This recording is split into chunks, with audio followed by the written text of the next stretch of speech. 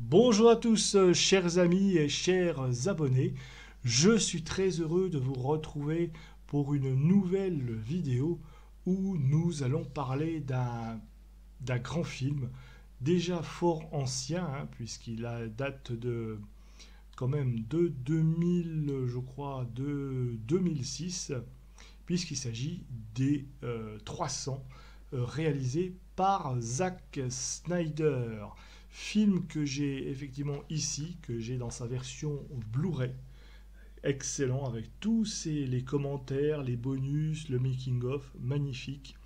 Un film qui retrace en gros, et pour tout. Alors, le film est une adaptation du roman graphique de Frank Miller, qui lui-même relate un petit peu cet épisode de l'histoire, j'ai envie de dire, j'ai pas envie de dire mythologie, même si c'est quelque part un peu, ça rejoint le mythologique, mais bref, c'est l'histoire quand même, écrite par Hérodote, hein, dans son enquête, voilà l'épisode que j'ai ici, Hérodote qui nous avait livré un récit sur ces fameux 300 Spartiates, entre guillemets, parce qu'ils n'étaient pas vraiment 300 en réalité, je vous expliquerai plus tard, qui ont résisté, enfin, qui ont tenté de résister, défendre le passage des Thermopyles pour essayer de sauver la Grèce, ou du moins se sacrifier pour laisser le temps à l'armée grecque, composée des plusieurs cités entre elles, de se constituer. Le film est avec un casting assez intéressant, puisque nous avons Gerard Butler dans le rôle du roi Léonidas, nous avons Lena Headey dans ce rôle de son épouse, la reine Gorgo, mais aussi Rodrigo Santoro, Darwin Wenham, Michael Fassbender aussi dans le rôle de Stelios, Dominic West, etc., etc., pour un film, comme je vous ai dit, qui raconte cette épopée extraordinaire. Nous sommes donc en l'an 485 avant JC, et on a le roi Xerxès, le roi de Perse, qui succède effectivement à son père, Darius Ier, sur le trône d'un grand empire perse, hein, qui s'étend de l'autre côté de la mer Égée, jusqu'en Égypte même, jusqu'en Égypte et aux confins de l'Inde. Et les Perses, comme ça, veulent aussi ajouter la Grèce à leur empire. Mais bien sûr, les Grecs ne sont pas tout à fait d'accord. Et c'est ainsi qu'ils vont déclarer la guerre à la petite Grèce, là, qui déclare la guerre au gigantesque empire perse. On a Athènes, Thèbes, Corinthe, Délos, comme ça, qui vont se rallier à Sparte. Et pourquoi Sparte?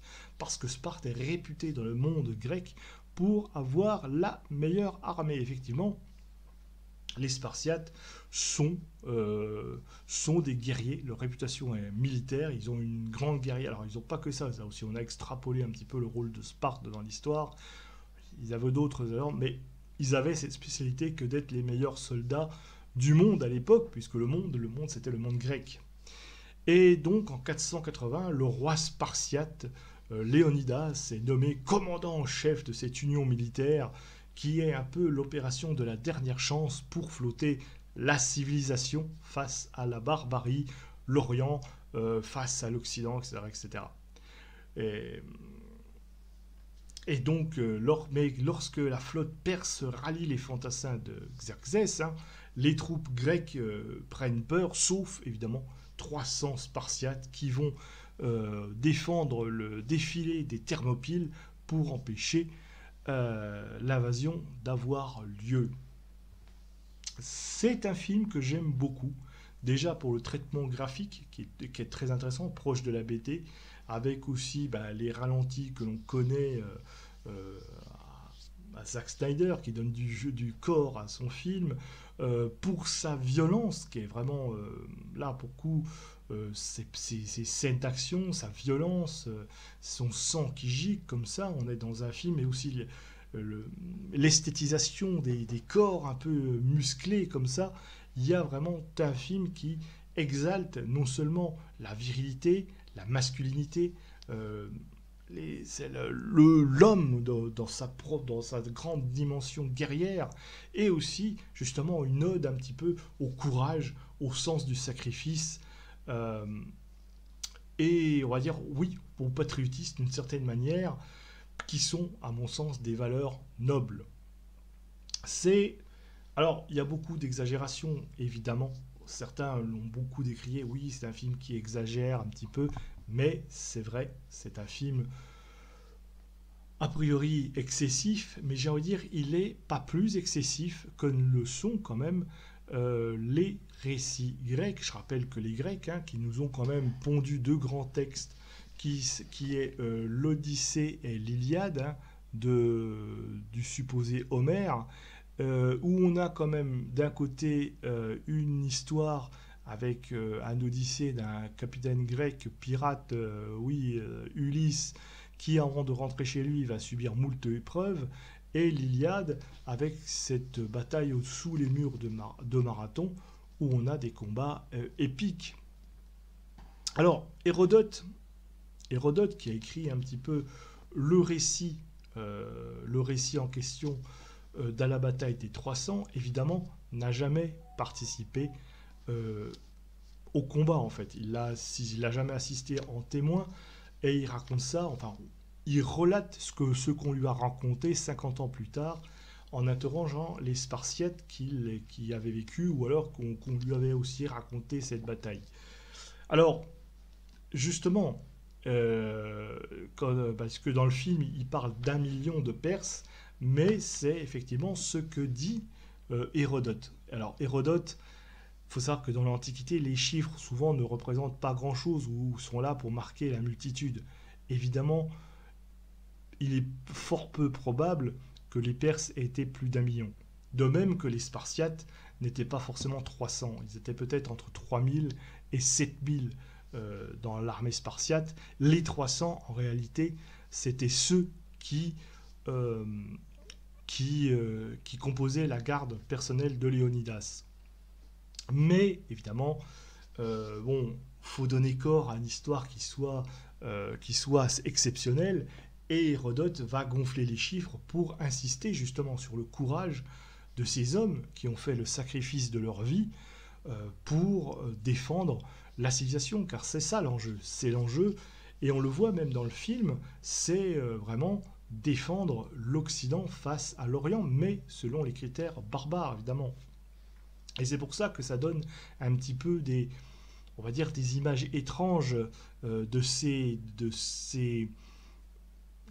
Perses qui sont, on va dire, un peu vêtus. Il y a des monstres, il y a des choses. Ils sont un peu le roi Xerxès lui-même, bien sûr, évidemment, représentation toute fictive de Xerxès, parce qu'évidemment Xerxès ne ressemblait pas à ça, évidemment, mais c'est pour montrer qu'en Orient, cet Orient inconnu, un petit peu étrange, on le peuplait, il y a l'or, c'était vraiment l'or, l'argent, la luxure qui régnait là-bas dans ces territoires barbares, loin de toute civilisation, parce que non, évidemment, les Grecs, eux, incarnés par les Spartiates, sont juste une cape et pas de cuirasse, rien aussi. Là aussi, c'est un petit peu... c'est un petit peu bon, un peu faux sur le plan historique, parce qu'évidemment les guerriers spartiates disposaient d'une cuirasse, c'est aussi de casques et de boucliers, mais c'est pour bien insister sur ce côté dénudé de l'empire simple, montrer que on a là l'homme viril, rural dans toute sa splendeur unique, voilà, dans toute sa simplicité, face à cet Orient qui a besoin de se grimer pour exister.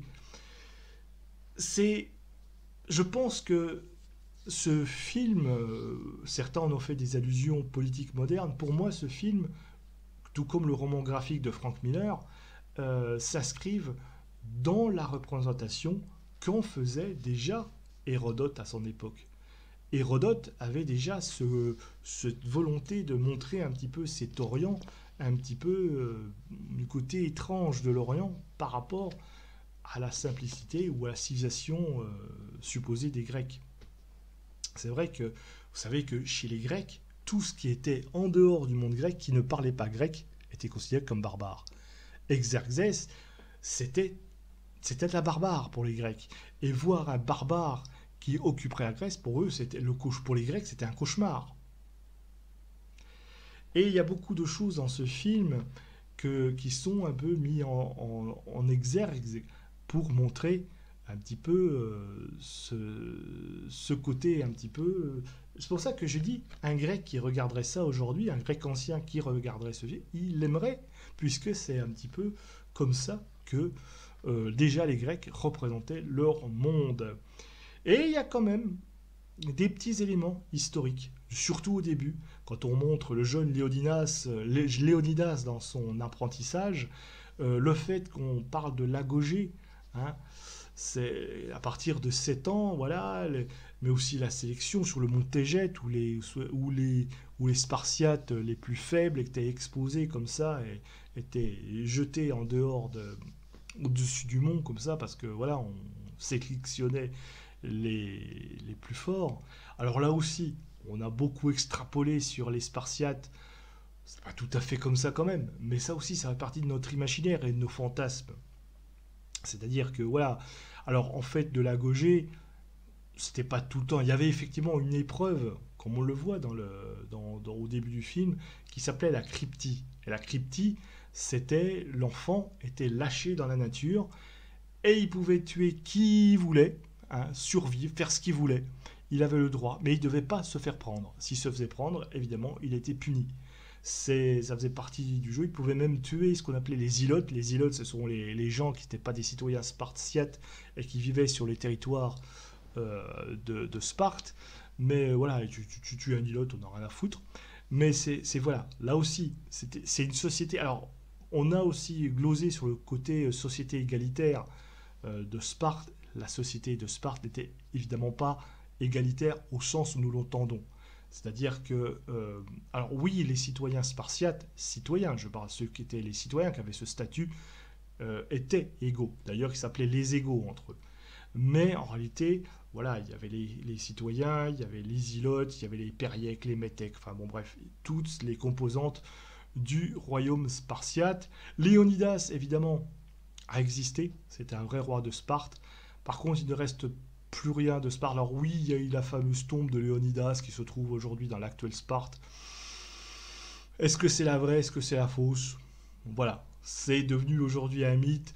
Bon, mais ça nous a emmené beaucoup de choses. Il faut retenir ce film, il faut retenir comme l'histoire, comme ça, ce que ça nous enseigne, ce film, ce que nous enseigne ce film, le sens du sacrifice.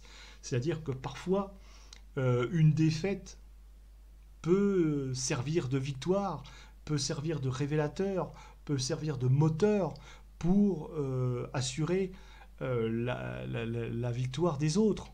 Parfois, il faut se sacrifier pour permettre, et c'est ce qu'ont fait en réalité les Spartiates, c'est qu'ils se sont précipités à l'avant des Thermopyles, ils ont résisté aux Perses pour justement laisser le temps à l'armée grecque de se réorganiser derrière et de les vaincre à pâté. C'est d'ailleurs ce qu'on voit à la fin avec cette masse de Spartiates qui avancent en criant le nom de Léonidas en hommage, etc. etc. Donc oui, il y a des choses qui sont intéressantes. Et j'avais envie de parler de ce film parce que moi j'aime beaucoup ce genre de choses. J'aime déjà bien les péplums. Et en plus, la mythologie grecque m'inspire. En ce moment, je suis d'ailleurs en train de refaire une partie d'Assassin's Creed Odyssey, qui d'ailleurs s'inspire beaucoup des 300. Et c'est vrai que voilà, je lis aussi Hérodote, je lis Homère. La mythologie grecque l'histoire grecque m'a toujours intéressé. Et effectivement, c'est un film qui non seulement conjugue à la fois, qui parle et qui parlera aux amateurs de culture et d'histoire grecque, tout comme aux amateurs de péplum. Ça fait partie de ces films des années 2000-2007, hein, on est dans, voilà, où on a comme ça des réalisateurs qui faisaient revivre le genre, le thème. Et en plus, il y a tous les genres, la guerre, l'action, mais aussi, on termine par une sorte de tragédie. Bref, je vous dis, il y a tout. Tout dans ce film plairait à un grec ancien, parce que oui, l'âme de la Grèce ancienne, c'était ce genre de spectacle. Et alors on peut toujours gloser sur la prétendue exubérance et exagération de l'imagination de Zack Snyder, de ces films, mais j'ai envie de dire, c'est ne rien connaître à la mythologie grecque si on pense que ce film est exagéré, parce que la mythologie grecque est aussi exagérée. Il suffit ne serait-ce que relisez Je vous dis, relisez l'Odyssée, relisez l'Iliade, et vous allez voir si les Grecs eux-mêmes, et puis bien sûr les grands mythes, la titanomachie, les titans face aux dieux, etc., les Grecs aussi s'accordent aussi, aiment bien raconter ces grandes épopées épiques, homériques d'ailleurs, le nom vient de là. Donc on peut qualifier les 300 de films homériques. C'est un film qui, qui rejoint les grands textes de ce temps. Voilà ce que j'ai envie de dire sur 300. Redécouvrez ce film culte incroyable qui s'inscrit dans la veine des grands mythes avec vraiment... voilà. Lisez aussi la BD sur laquelle il s'inspire, les 300 de Frank Miller. 300, le film plus la BD, et vous avez voilà, deux chefs-d'œuvre en main. Dites-moi en commentaire ce que vous avez pensé de ce film, si vous aimez, si vous n'avez pas aimé, si vous détestez le style Zack Snyder, vous avez le droit.